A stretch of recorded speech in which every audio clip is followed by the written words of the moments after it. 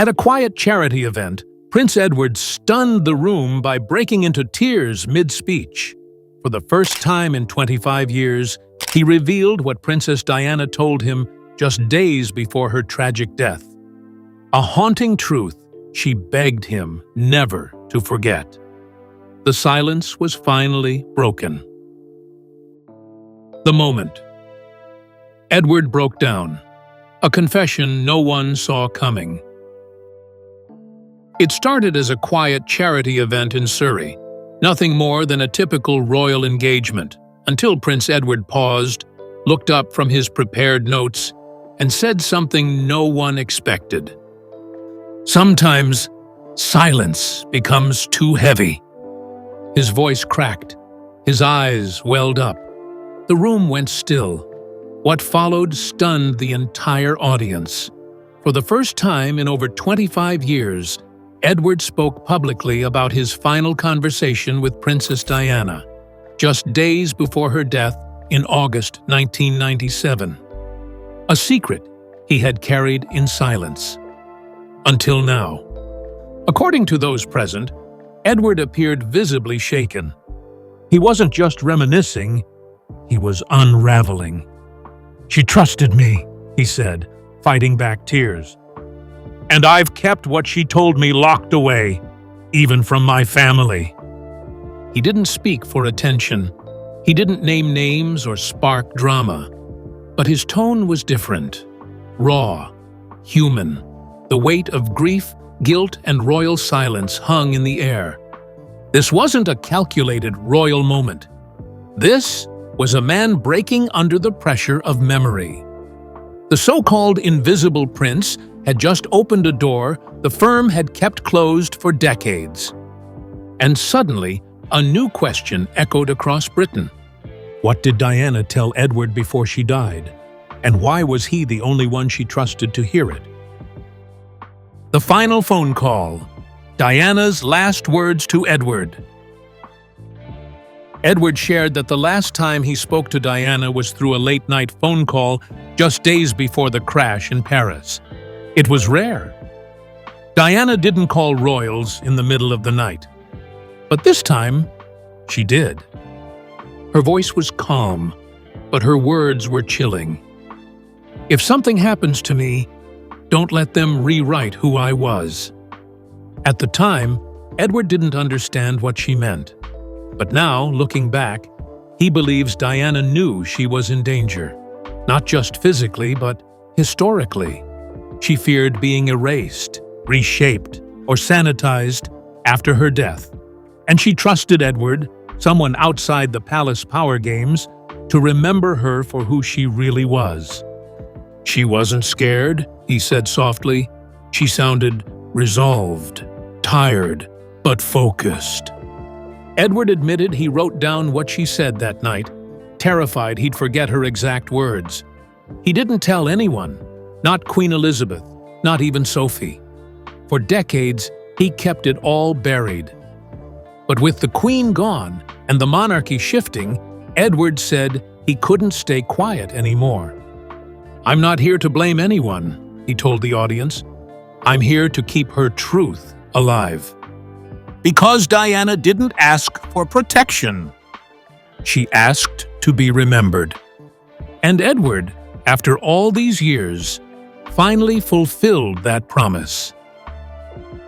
Diana's secret fear, what she knew before the crash. As Prince Edward continued, the room sensed the tone shift.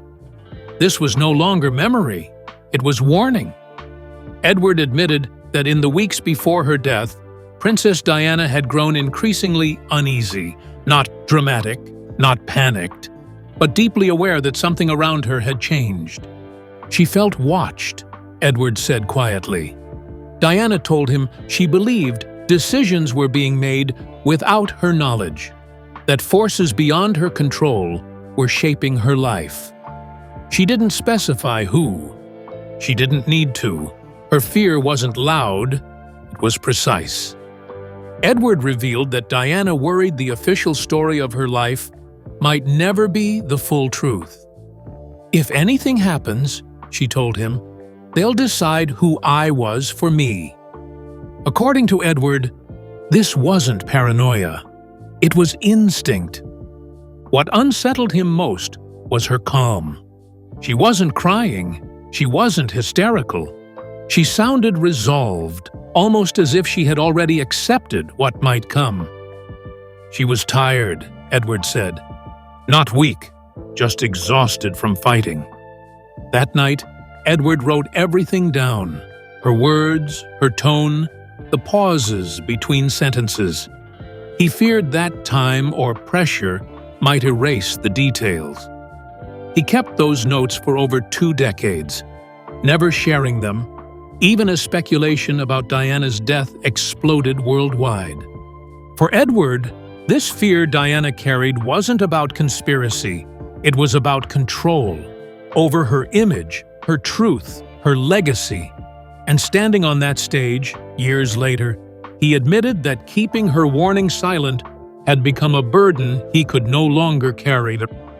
Why she called Edward, the only royal she could trust. One question lingered in the room. Why Edward? Why not Charles? Why not her sons? Why choose the quietest royal of all? Edward answered it simply. She trusted me because I wasn't part of the machine. He explained that Diana rarely called members of the royal family late at night, but with him, the rules were different. Their bond wasn't loud or public. It was quiet and mutual, built on shared experience, being sidelined, underestimated, and expected to endure in silence. Diana once told him, "You're the only one who doesn't look at me like I'm a problem to be managed." That sentence, Edward admitted, stayed with him forever. Unlike others, Edward wasn't involved in palace politics. He wasn't shaping narratives or protecting power. He was simply listening. That made him safe. "She didn't want advice," Edward said. "She wanted to be heard." That trust is why he stayed silent for so long. Speaking out felt like betrayal. For years, he believed honoring Diana meant protecting her words, not sharing them. But time changed that. With the Queen gone and the monarchy evolving, Edward realized silence was no longer protection. It was erasure. "I wasn't chosen because I was powerful," he told the audience. "I was chosen because I was human." And in finally telling the world why Diana trusted him, Edward made something clear. This wasn't gossip. It was a responsibility he had carried alone, until now. The night of the crash, Edward's guilt and silence. When the news broke in the early hours of August 31st, 1997, Prince Edward didn't cry. He froze, because all he could hear was Diana's voice from that final call, her warning, her calm, her plea not to let her be erased. Edward said his mind went blank, except for one thought. She knew. In the days that followed, while the world mourned, Edward was carrying something heavier. Guilt. He had tried, he said, to tell palace aides that Diana was worried, that she feared she'd be misrepresented, even after death. But no one listened. "I was told to support, not speak," Edward admitted. He said that moment, staying silent, became his deepest regret. The call replayed in his head for years. He'd hear her voice in dreams, sometimes wake up with her words still echoing. "Don't let them rewrite who I was." He felt he had failed her. That night, standing on stage, Edward's voice broke as he described the helplessness he carried for over 2 decades. The crash ended her life, but the silence buried her truth, he said. And after that, he never looked at the palace or his own role in it the same way again. Inside the palace, after Diana's death, Edward's anger. What happened after Diana's death, Prince Edward later revealed, shocked him even more than the crash itself. Not the public grief, not the media chaos, but the coldness inside the palace walls. Across Britain, the people mourned. Streets overflowed with flowers, handwritten letters, candles, and tears. Outside Kensington Palace, the tributes piled so high they blocked the gates. Children cried. Strangers hugged. The world seemed frozen in heartbreak. But inside the royal residences, there were no tears, no shared stories, just silence and strategy. Edward recalled how, within 48 hours of the accident, senior courtiers began holding back-to-back meetings, not to grieve, but to manage. The tone, he said, wasn't sadness. It was about optics, protocol, control. They were already shaping the narrative, he later admitted. It was as if the palace was bracing for an invasion, not a funeral. No one mentioned Diana's fears. No one asked him about the late-night phone call, not even in private. Instead, Edward was told the public needed strength and the firm must move forward. But Diana's final words still echoed in his head. Don't let them rewrite who I was. Moving on felt like betrayal. In one private family meeting, shortly after Diana's funeral in September 1997, Edward tried to speak. He wanted to share what she had told him, the fear of being erased, the sense she was being watched, the chilling calm in her voice. He barely got 2 sentences in before he was interrupted. "This is not the time." That was the phrase. Sharp, final, dismissive. So once again, Edward fell back into silence. Again, he became the invisible royal, standing still while history was rewritten, without the one piece of truth only he had. In the years that followed, he watched her memory become a battlefield. Documentaries, books, dramatic interviews, each one trying to define who Diana really was. Every time a new tribute aired or a new theory was offered, Edward said he quietly thought to himself, "None of them know what she told me. They don't know what I carry."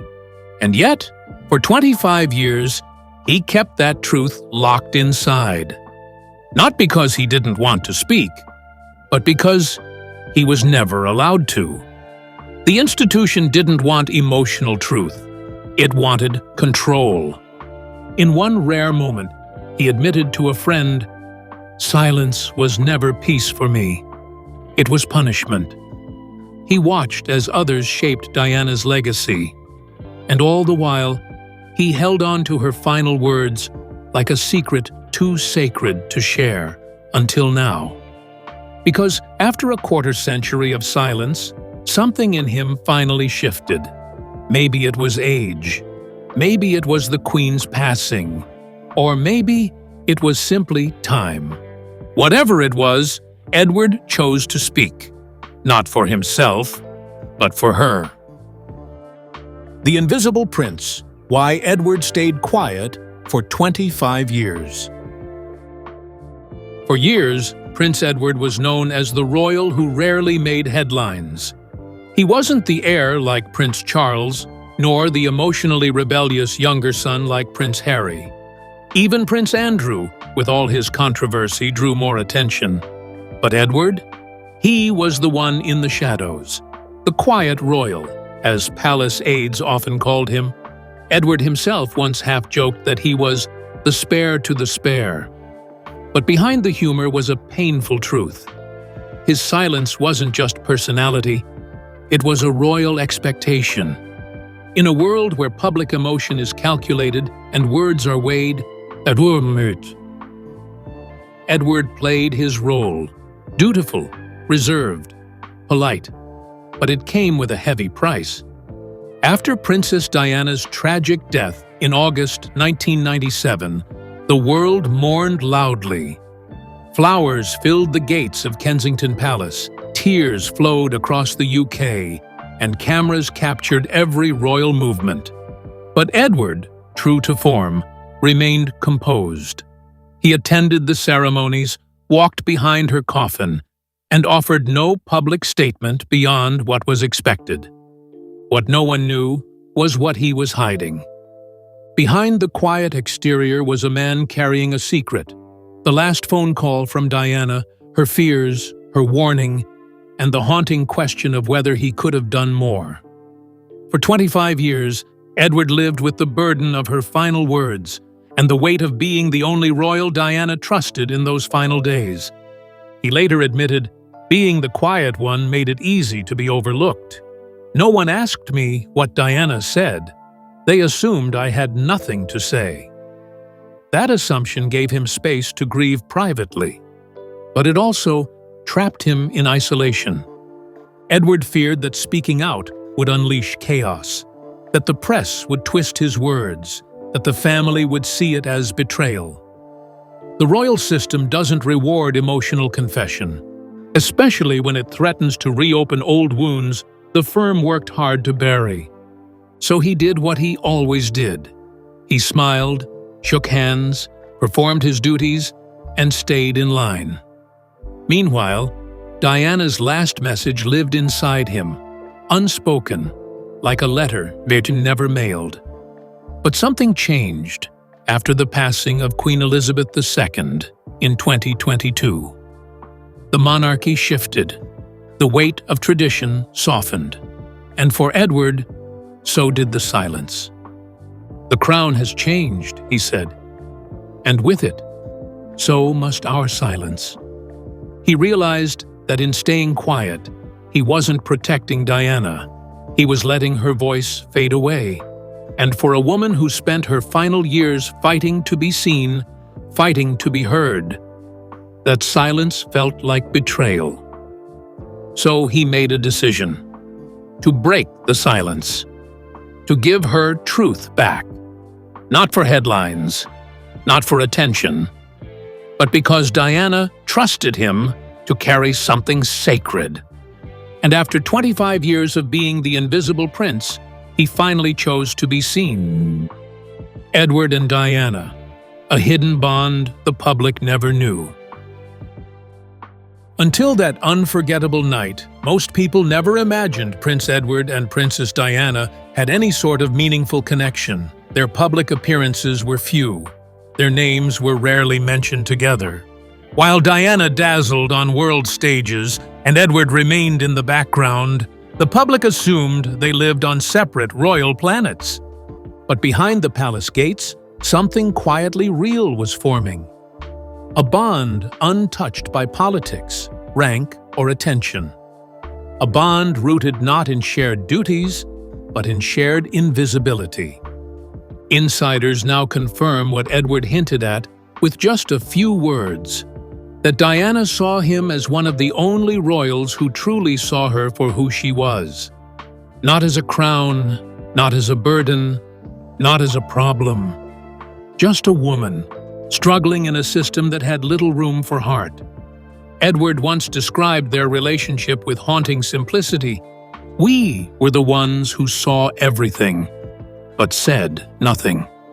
They were both born into privilege, yes, but also into expectation, into silence, into roles that required them to smile while swallowing storms. Neither was destined to be the center of royal power, and in that shared sidelining, a quiet understanding formed. According to a longtime palace aide, Diana once told Edward, "You're the only one who doesn't pretend I'm something I'm not." No performance, no pretense. That moment of brutal honesty was the foundation of something unshakable. Not a public alliance, but a private sanctuary. Edward never gave advice. He never tried to fix her. He simply listened, offering her something that most royals couldn't: a safe space without consequences. Diana confided in him about her fears, her frustrations, and the isolation that followed her every day behind the palace walls. She didn't ask for answers. She asked for empathy, and he gave it, consistently. That's why, when the moment came, just days before her tragic death in Paris in 1997, it wasn't Charles, or even Harry or William she called. It was Edward. That phone call wasn't casual. It wasn't routine. It was a final handoff of truth from one silent observer to another. Because she knew Edward would never twist her words. He would never use them for gain. He would guard them until the time came to set them free, with respect, not revenge.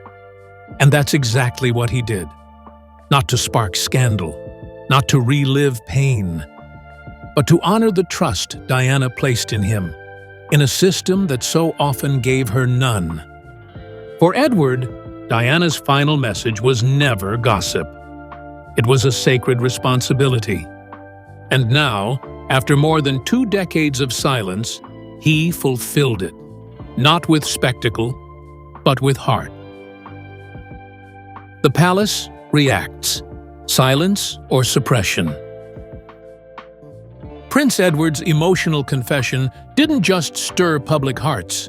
It sent a shockwave straight through Buckingham Palace. Within just 24 hours, the corridors of power were in quiet disarray. Senior aides, some of whom had served since the days of Queen Elizabeth, were called into urgent meetings. The reaction wasn't public outrage. It was something more dangerous for the monarchy. Internal fear. According to well-placed palace insiders, several courtiers immediately labeled Edward's speech as a deeply personal expression of grief, a strategic move designed to downplay the broader implications and suggest it was just one royal having an emotional moment. But those close to the situation say it was anything but personal. It was deliberate, and it had hit its target. Behind closed doors, tension escalated quickly. There were whispers that King Charles III was visibly unsettled by his youngest brother's decision to reveal Diana's final words. He didn't issue a public comment, and that silence spoke volumes. Instead, he reportedly convened private meetings with his most trusted advisors at Clarence House, wanting to understand the full scope of what Edward had shared and what it could trigger. Sources say Charles was torn between protecting the institution and confronting the legacy of a woman who still casts a long shadow over the monarchy. Diana's name isn't just history, it's still power. In a powerful, if quiet, show of support, Sophie, Duchess of Edinburgh, and Lady Louise Windsor were seen leaving the event hand in hand with Edward. It was a subtle image, no interviews, no statements, but one that dominated tabloid front pages the next morning. His immediate family stood beside him, even if others in the firm began to retreat. Inside the palace, reactions reportedly fell into 2 camps: those who admired Edward's honesty and those who feared the doors it might open.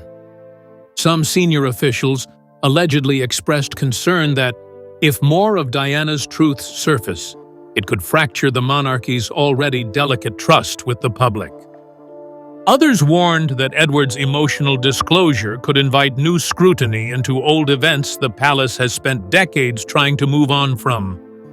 There were even talks of potential damage control, with press officers quietly contacting select royal correspondents to contextualize Edward's remarks. But it was too late. The genie was out of the bottle, and Diana's voice was now louder than ever. Whether seen as a betrayal or an act of bravery, one thing became clear. Edward's decision to speak could not be undone. And the full consequences? No longer in his hands. Because once the silence breaks in a palace built on control, the cracks never stay hidden for long. Diana's legacy. Reborn: Why Edward's truth changes everything. In a single, unscripted moment, raw and deeply human, Prince Edward did something that shook the very walls of royal tradition. He gave Princess Diana her voice back, not through a carefully prepared statement, not through press releases or controlled interviews, but through truth, his truth and hers. For over 25 years, Diana's story had been filtered, reshaped, and packaged into documentaries, headlines, and official biographies. But that night, Edward peeled it all back. He didn't speak as a prince, but as a man who had held on to something sacred. Diana's last words. And finally, he let them be heard. Within hours, the internet erupted. Diana warned them trended in over 40 countries. Edward spoke truth, dominated timelines. Commentators, influencers, and even political figures began reposting his quote. "I didn't share this to blame. I shared it so we remember her, not the story told about her, but the woman who trusted me with her final truth." It resonated across generations. For the young who never truly knew Diana, Edward's speech brought her to life again. For those who had mourned her in 1997, it reopened a wound, but also offered healing. Because for once, her story wasn't being controlled. It was being remembered, raw and unfiltered. Royal historians are already calling this moment a historic shift. One even compared it to Edward VIII's abdication, not in scandal, but in emotional weight. It may force the palace to re-examine how it deals with history, grief, and accountability. No more silence. No more editing the past. Insiders say the reaction within the palace has been mixed. Admiration from some, unease from others. But one thing is certain. The public sees Edward differently now. No longer the quiet, background royal. Now, he's the one who stepped forward when no one else would. And with that bravery, something changed forever. Diana's memory, once trapped behind palace protocol and political image, has now been freed. Not rewritten, restored. Because truth, even whispered after 25 years, has the power to shake thrones. Edward didn't speak to stir scandal. He spoke to honor Diana's voice, the one he promised never to let be rewritten. His truth wasn't loud, but it was unforgettable. And now, the world doesn't just remember Diana. They remember who she trusted, and the brother who finally set her words free.